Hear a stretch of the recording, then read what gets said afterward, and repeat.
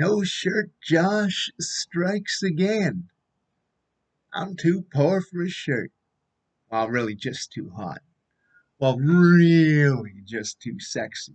On the catwalk, yeah, on the catwalk. I'm a model.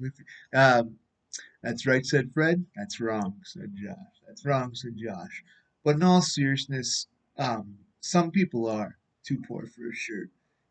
And this housing deal in Halifax is really like tugged at my heartstrings because I think we're getting it so wrong. And I mean, a lot of people in the community are getting it very right, speaking up, standing up. And, you know, ideal scenario, right?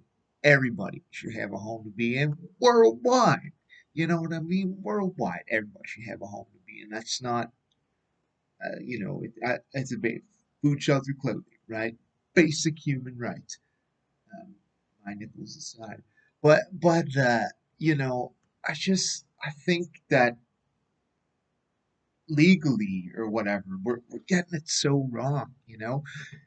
Like no, nobody should have to be in a tent, and yeah, I can see that being potentially a cause for public safety, but in the event that people do need to be in tents, which shouldn't be happening in the first place, there should be cheap, affordable, dignified housing for everybody, right? But in the event that they're in tents, here's what should be going on.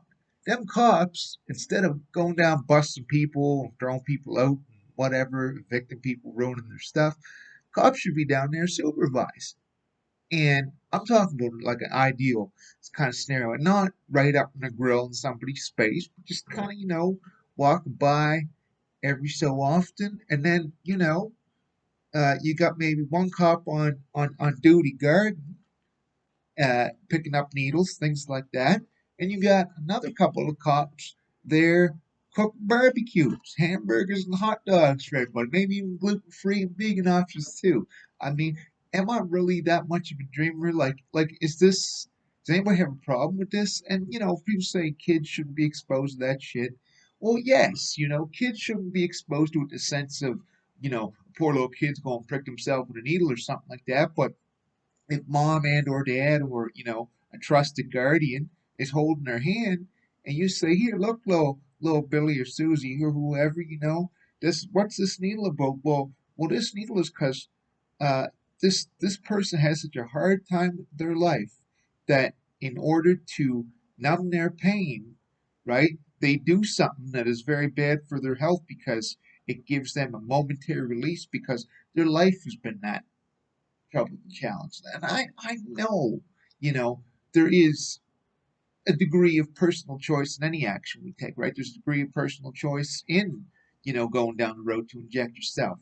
But, you know, more than 9 times out of 10, in my opinion, is because people have had insurmountable struggles and traumas, stuff like that. So we need to have compassion, you know, and we need to have love and understanding for this stuff. And yes, don't let a little kid prick himself with a needle or whatever, but tell them what's up. Tell them about the ails of society. So the kid learn, and then right from the get go, the kid goes.